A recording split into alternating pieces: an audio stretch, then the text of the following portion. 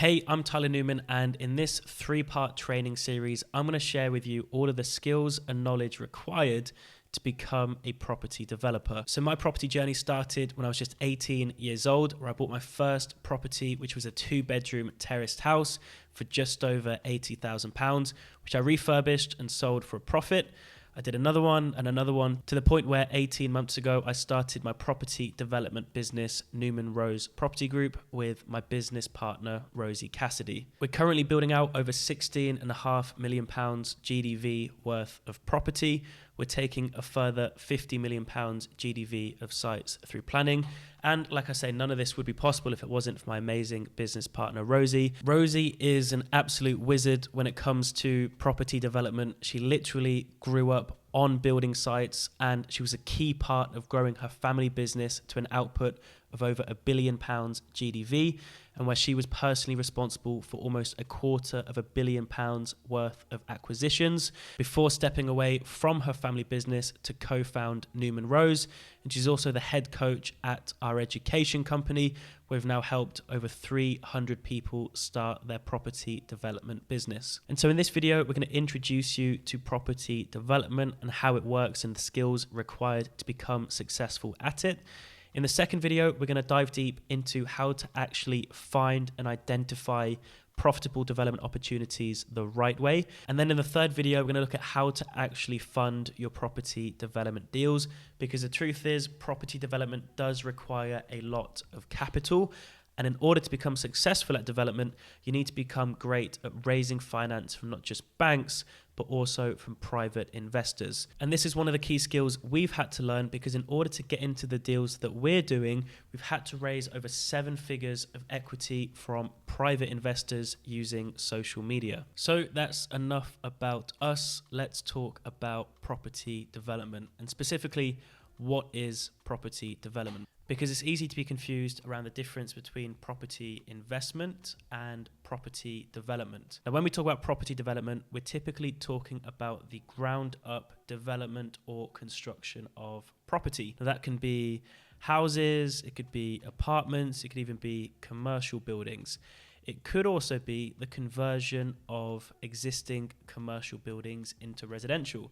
And this is something that's hugely popular in the property development space right now, commercial conversions, because of some changes in planning law and permitted development rights. On the other hand, property investment is typically where we're referring to single unit deals. It's maybe buying a single house as a buy-to-let, or a small refurbishment project as a smaller house, or a house of multiple occupation, for example. Now, there's no clear line down the middle between property investment and property development, but property investment is typically the route most people go down when they're starting their property journey, just because it's lower risk, and the lower deal size means there's lower barriers to entry with the capital requirements.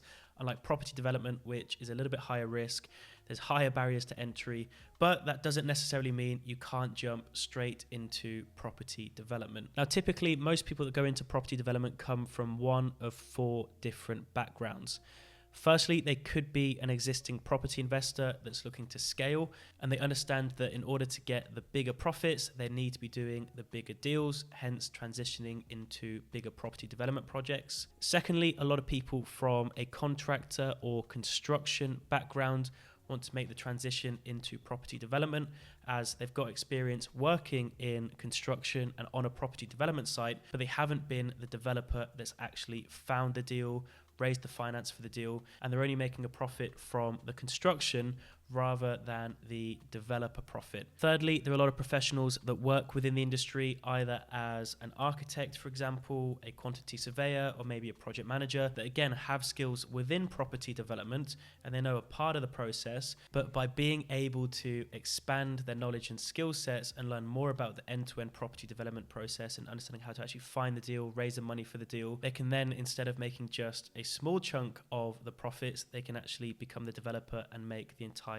development profit. And lastly, we see a lot of entrepreneurs and business owners that have had a lot of prior success in business wanting to get involved in property development, either as a new vehicle they can funnel their drive and their entrepreneurial flair into, or they've got some cash that they've generated either from the sale of a business or from retained profits that they want to deploy into property development so they can multiply that cash and have that cash working for them. And so in order to be a successful developer, we believe there are 3 core skills that you need to acquire. Firstly, you need to become great at finding and acquiring profitable development opportunities. Secondly, you need to understand how to fund deals by raising finance from banks and private investors. And thirdly, you need to understand management and operations and how to deliver a scheme as effectively and efficiently as possible. And when you master these 3 skills, you become what we call the new breed of property developer. Now, the new breed of property developer is a term that's been used to describe us and the way we operate our business,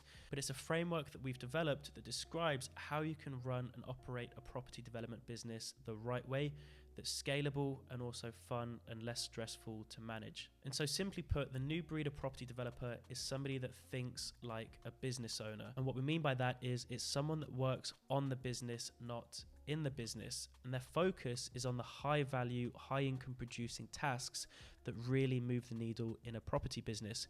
For example, like we've discussed, finding and identifying new deals and generating a deal flow, raising finance from private investors and banks, and thirdly, creating content on social media to create an audience of people that know, like, and trust you to attract new opportunities, whether that's improving your deal flow with new deals being sent to you, but also raising finance from private investors. And it's creating content on social media and building an audience of people that know, like, and trust us is what's allowed us to raise over 7 figures from private investors pretty effortlessly, but also compliantly, all of which we're going to discuss in the 3rd video in this series. The new breed of developer is not someone that's stuck on the building site day in, day out, every day of the week from early in the morning to late at night, doing tasks that aren't really moving the needle in the business and could easily be done by somebody else.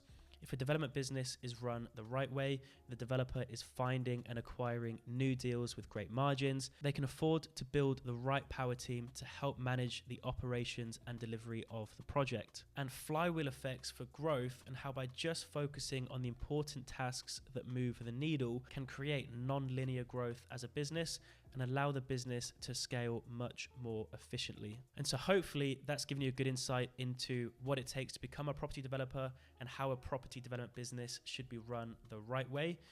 In the next lesson, we're going to be diving into the details of how to actually find, identify, and acquire profitable development opportunities. So I'll see you guys on the next video.